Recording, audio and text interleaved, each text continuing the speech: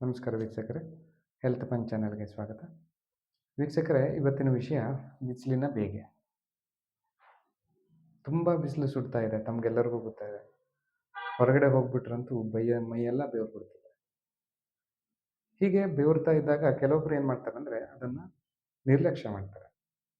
ಬೆವರ್ತಾ ಇದೆ, ಬಿಸಿಲಿಗೆ ಬೆವರ್ತಾ ಇದೆ ಅಷ್ಟೇ. ಆದರೆ ಬೆವರ್ದಾಗ ಏನಾಗ್ತದೆ, ನಮ್ಮ ಬಾಡಿಗೆ ಅತಿಯಾಗಿ ಬೆವರಿದ್ರೆ ಏನು ತೊಂದರೆ ಆಗ್ತದೆ, ಅದು ತೊಂದರೆ ಆಗದಿರೋ ಥರ ನಾವು ಏನು ಮಾಡ್ಕೋಬೇಕು, ಅದು ಯಾರೂ ಲಕ್ಷ್ಯ ವಹಿಸೋದಿಲ್ಲ. ಹಾಗಾಗಿ ಈ ಒಂದು ವಿಡಿಯೋನ ಮಾಡ್ತಾ ಇದ್ದೇನೆ. ವೀಕ್ಷಕರು, ಏನಪ್ಪ ಅಂತಂದರೆ, ಈ ಒಂದು ಸಮಯದಲ್ಲಿ, ಈ ಬಿಸಿಲಿನ ಸಮಯದಲ್ಲಿ ಅಪ್ ಟು ಮೇವರೆಗೆ ನಮ್ಮ ಮೈಯಲ್ಲಿರುವಂತಹ ನೀರಿನ ಅಂಶಗಳು ಹೊರಗಡೆ ಹೋಗ್ತಾ ಇರ್ತವೆ. ಹಾಗಾಗಿ ನಾವೇನು ಮಾಡಬೇಕಾಗಿರುತ್ತೆ, ಹೊರಗಡೆ ಹೋಗ್ತಾ ಇರುವಂಥ ನೀರಿನ ಅಂಶಕ್ಕೆ ನಾವು ಫರ್ದರ್ ಮ್ಯಾನೇಜ್ಮೆಂಟ್ ಆಗಿ ನೀರನ್ನು ಒಳಗಡೆ ಹಾಕಬೇಕಾಗ್ತದೆ. ಅಂದರೆ ಕನಿಷ್ಠ ನಾವು 2.5 ಇಂದ 3 ಲೀಟರ್ ನೀರನ್ನು ಕುಡಿಬೇಕು. ಅದು ವೇಟಿಗೆ ತಕ್ಕಂತೆ ಇರ್ತದೆ. ಹಾಗಾಗಿ ಅದರ ಜೊತೆಗೆ ಹಣ್ಣುಗಳನ್ನು ತಿನ್ನುವಂಥದ್ದು, ಅಂದರೆ ನೀರಿನಂಶ ಇರುವಂಥ ಹಣ್ಣುಗಳನ್ನು ತಿನ್ನುವಂಥದ್ದು. ಸರ್ವೇ ಸಾಮಾನ್ಯವಾಗಿ ಏನಾಗ್ತಾ ಇದೆ ಅಂತಂದರೆ, ಕೆಲಸಗಾರರು 10 ರಿಂದ 4 ಗಂಟೆಗಳ ಸಮಯದಲ್ಲಿ ದುಡಿತಾ ಇರ್ತಾರೆ. ಆ ಸಮಯದಲ್ಲಿ ಅತಿಯಾದ ಬೆವರೋದ್ರಿಂದ ನೀರಿನಂಶ ಹೊರಗಡೆ ಹೋಗ್ತಾ ಇರೋದ್ರಿಂದ ತಲೆ ಸುತ್ತು ಬರುವಂಥದ್ದು, ವಾಂತಿ ಬರುವಂಥದ್ದು, ಕೆಲವೊಬ್ಬರಿಗೆ ಕಣ್ಣಿನ ಹಿಂದೆ ಉರಿ ಬರುವಂಥದ್ದು, ತಲೆನೋವು ಬರುವಂಥದ್ದು ಕೂಡ ಆಗ್ತಾ ಇರ್ತದೆ. ಅದ್ರ ಕಡೆ ಯಾರೂ ಲಕ್ಷ್ಯ ಹಾಕೋದಿಲ್ಲ. ಹಾಗಾಗಿ ಅವು ಏನಾಗ್ತದೆ, ಅತಿಯಾಗಾದರೂ ಕೂಡ ನೇರವಾಗಿ ನಮ್ಮ ಕಿಡ್ನಿಗಳ ಮೇಲೆ ಪರಿಣಾಮವನ್ನು ಬೀರ್ತದೆ. ಅಂದರೆ ಮೈಯಲ್ಲಿ ನೀರಿನಂಶ ಕಡಿಮೆ ಆದಾಗ ಆ ವೇಸ್ಟ್ ಪ್ರಾಡಕ್ಟನ್ನು ಹೊರಗಡೆ ಹಾಕಬೇಕು ಅಂತ ಹೇಳ್ಬಿಟ್ಟು ಕಿಡ್ನಿ ಕಾಯ್ತಾ ಇರ್ತದೆ. ಹಾಗಾಗಿ ಅದರ ಮೇಲೆ ಅತಿಯಾದ ಒತ್ತಡಗಳು ಬಿದ್ದಾಗ ಕಿಡ್ನಿ ಸ್ಟೋನ್ಗಳಾಗುವಂಥದ್ದು ಇವು ಕೂಡ ನಮಗೆ ಆಗ್ತದೆ. ಹಾಗಾಗಿ ತಾವುಗಳು ಏನು ಮಾಡಬೇಕಪ್ಪ ಅಂತಂದರೆ, ಇಂಥ ಬಿಸಿಲಿನ ಸಮಯದಲ್ಲಿ ಅತಿಯಾಗಿ ಅಂದರೆ ಒಂದು ದಿನಕ್ಕೆ ಕನಿಷ್ಠ 2.5 ಇಂದ 3 ಲೀಟರ್ ನೀರು ಕುಡಿಯುವಂಥದ್ದು. ತಮ್ಗೆ ಹೇಗೋ ಬಾಟ್ಲ್ಗಳಿರ್ತವೆ, ಬಾಟ್ಲಲ್ಲಿ ಎಷ್ಟೆಷ್ಟು ನೀರಿರುವಂಥ ಅಂಶಗಳು ಗೊತ್ತಿರ್ತದೆ ತಮಗೆ.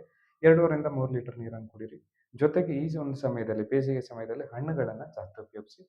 ಕರ್ಬೂಜ, ಕಲ್ಲಂಗಡಿ ಮತ್ತು ಕಿತ್ತಳೆ ಹಣ್ಣುಗಳನ್ನು ಕುಡೀರಿ, ಅಂದರೆ ತಿನ್ನಿರಿ ಹಣ್ಣುಗಳನ್ನು. ಜೊತೆಗೆ ತೆಂಗಿನಕಾಯಿನ ನೀರು, ಎಳ್ನೀರು ಅಂತ ಹೇಳ್ತಾರಲ್ಲ ಅದು, ಮತ್ತು ಎಳ್ಳಿಂದ ಮಾಡಿದಂತಹ ಪಾನಕಗಳು, ತಂಪು ಸಕ್ಕರೆ ಕಾಯಿಲೆ ಇರುವಂಥವರು ಶುಗರ್ಲೆಸ್ ಇರುವಂಥದ್ದನ್ನು ಉಪಯೋಗಿಸ್ಕೊಳ್ಳಿ. ಸಕ್ಕರೆ ಕಾಯಿಲೆ ಇಲ್ಲದಿರುವಂಥವರು ತಾವು ಆದಷ್ಟು ಏನು ಮಾಡಬೇಕಪ್ಪ ಅಂತಂದರೆ, ಸಕ್ಕರೆ ಕಾಯಿಲೆ ಇಲ್ಲದೇ ಇರುವಂಥವರು ಕೂಡ ಸಕ್ಕರೆಗಳನ್ನು ಉಪಯೋಗಿಸ್ಬಿಡಿ. ನಿಮ್ಗೆ ಆಲ್ರೆಡಿ ನಾರ್ಮಲ್ ಆಗಿರುವಂಥ ಹಣ್ಣಿನ ರಸಗಳು ಸಿಗ್ತವೆ.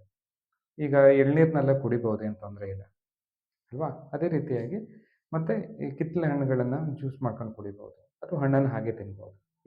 ಇಂತಹ ಹಣ್ಣುಗಳನ್ನು ಉಪಯೋಗಿಸೋದ್ರಿಂದ ಏನಾಗ್ತದೆ ಅಂದರೆ, ನಮ್ಮ ಬಾಡಿಯಲ್ಲಿ ನೀರಿನಂಶ ಜಾಸ್ತಿ ಆಗ್ತದೆ.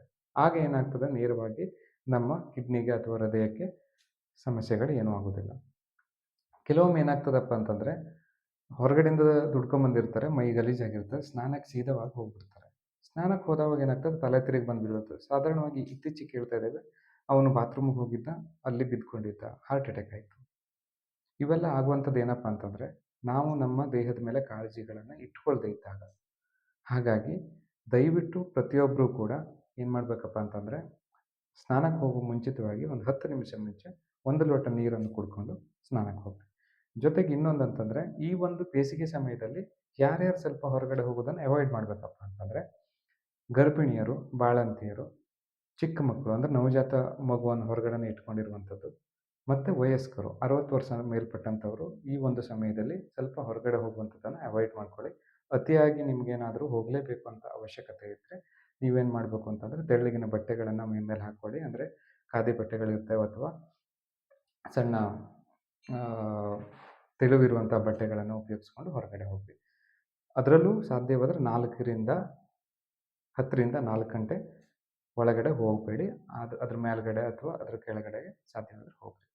ಜೊತೆಗೆ ಇನ್ನೊಂದೇನಪ್ಪ ಅಂತಂದರೆ, ವಯಸ್ಕರು ಕೂಡ ಈ ಒಂದು ಸಮಯದಲ್ಲಿ ತಮಗೆ ನೀರಿನ ಅಂಶಗಳು ಅತಿಯಾಗಿ ಕಡಿಮೆ ಆಗ್ತಾ ಹೋಗ್ತವೆ. ಹಾಗಾಗಿ ಈ ಸಮಯದಲ್ಲಿ ಓಡಾಡುವಂಥದ್ದನ್ನು ಕಡಿಮೆ ಮಾಡಿ. ಕಲ್ಲಂಗಡಿ ಹಣ್ಣು, ದ್ರಾಕ್ಷಿ ಹಣ್ಣು, ಕರ್ಬೂಜ ಹಣ್ಣು ಇವುಗಳನ್ನು ಈ ಟೈಮಿನಲ್ಲಿ ಸೇವಿಸುವಂತಹ ಅಭ್ಯಾಸಗಳನ್ನು ಇಟ್ಕೊಳ್ಳಿ. ಜೊತೆಗೆ ತೀವ್ರವಾಗಿ ತಮಗೇನಾದರೂ ಅಸ್ವಸ್ಥತೆ ಉಂಟಾದಲ್ಲಿ ಹತ್ತಿರದ ಆರೋಗ್ಯ ಕೇಂದ್ರಗಳಿರ್ತವೆ, ಅಥವಾ ಪಂಚಾಯತ್ಗೆ ಸಂಬಂಧಪಟ್ಟಂಥ ಆರೋಗ್ಯ ಕೇಂದ್ರಗಳಿರ್ತವೆ, ಅಲ್ಲಿ ತಾವು ಭೇಟಿ ಕೊಡಿ. ತಮ್ಮ ದೇಹದ ಕಾಳಜಿಯನ್ನು ಸದಾ ಮಾಡ್ತಾ ಇರಿ. ಯಾಕಂತಂದರೆ ನಾವು ನಮ್ಮ ದೇಹ ನಮಗೆ ಹೇಳ್ತಾ ಇರ್ತದೆ, ನನಗೆ ನೀನು ಅತಿಯಾದಂತಹ ಕೆಲಸವನ್ನು ಕೊಟ್ಟೆ, ನೀ ನನಗೆ ಕೆಲಸಕ್ಕೆ ತಕ್ಕಂತೆ ನೀನು ಕೊಟ್ಟಂಥ ಕೆಲಸಕ್ಕೆ ತಕ್ಕಂತೆ ನನಗೆ ಒಳಗಡೆ ಹಾಕು. ಹಾಗೆ ಅದೇ ಪ್ರಕಾರವಾಗಿ ಏನೇನೆಲ್ಲ ಅಲ್ಲ, ಅಂದರೆ ಈಗ ಕೆಲವೊಮ್ಮೆ ಏನಾಗ್ತದೆ ಅಂತಂದರೆ ನಾವು ಚೆನ್ನಾಗಿ ಕೆಲಸ ಮಾಡ್ತೀವಿ, ಆದರೆ ತಿನ್ನುವಂಥ ಆಹಾರಗಳು ಅನ್‌ಹೆಲ್ದಿ ಇರ್ತವೆ. ಹಾಗೆ ಮಾಡ್ಕೋಬಾರ್ದು.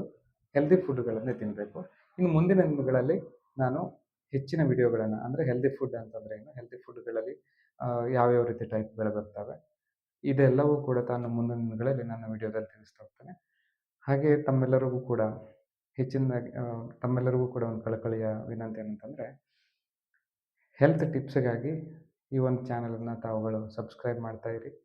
ಜೊತೆಗೆ ತಮ್ಮ ಫ್ರೆಂಡ್ಸಿಗೂ ಕೂಡ ಶೇರ್ ಮಾಡಿ. ಹಾಗೆ ಲೈಕ್ ಆ್ಯಂಡ್ ಶೇರ್‌ನು ಕೂಡ ಮಾಡ್ತಾ ಇರಿ. ಧನ್ಯವಾದಗಳು.